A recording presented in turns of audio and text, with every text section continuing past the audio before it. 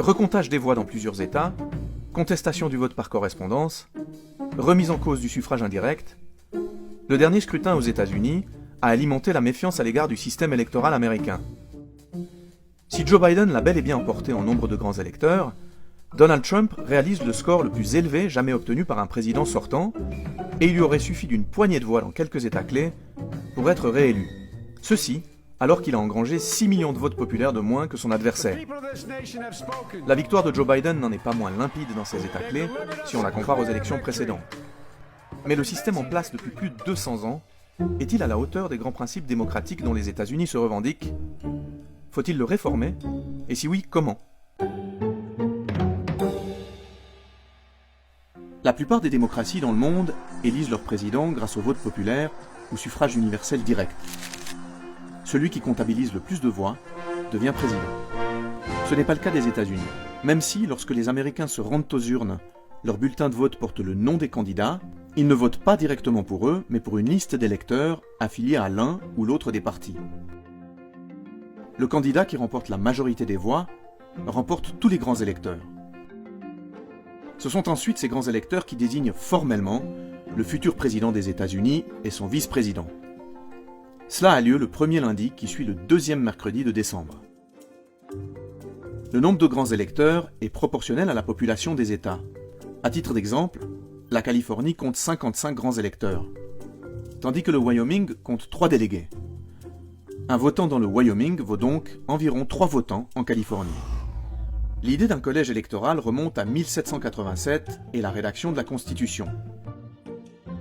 L'heure est alors à la méfiance vis-à-vis des partis politiques et de la centralisation. On craint d'une part que le suffrage universel ne conduise les citoyens à privilégier le candidat de leur État, d'autre part, les États les moins peuplés s'inquiètent de voir les États les plus peuplés décider pour eux. Le collège électoral est donc un compromis. Mais pourquoi 538 grands électeurs? C'est un héritage de la période de l'esclavage. Moins populeux que les États du Nord, les États du Sud veulent que les votes de leurs esclaves soient également pris en compte lors de l'élection du président. Il est alors admis que chaque esclave vaut 3/5 de la voix d'un homme libre. Ce système donne plus de poids aux États moins peuplés du Sud, qui sont aussi plus blancs et moins divers que les autres, et votent majoritairement républicains. C'est ainsi que le suffrage indirect a permis 5 fois dans l'histoire des États-Unis à des candidats ayant récolté moins de votes populaires mais plus de délégués de remporter l'élection.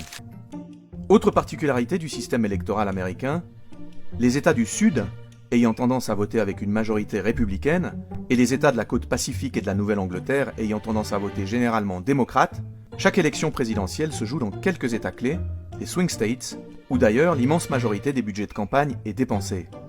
Est-il juste qu'un nombre si faible d'électeurs, ceux des swing states, décident de l'avenir politique du pays? En 1816 déjà, le sénateur Abner Laycock de Pennsylvanie pense que non. Il propose de remplacer le système du collège électoral par le vote populaire, sans succès. Depuis, des centaines de tentatives se sont toutes soldées par des échecs. De nombreux sondages ces dernières années ont montré qu'une majorité d'Américains souhaiteraient pourtant l'abolition pure et simple de ce système. Demande appuyée par des personnalités de premier plan.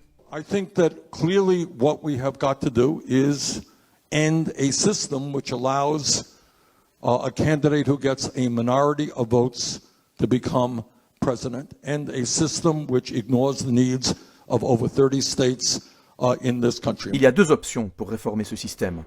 La première consiste à réviser la Constitution.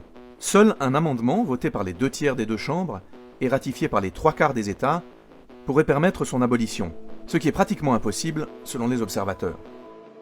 La seconde option s'appelle le National Popular Vote Interstate Compact.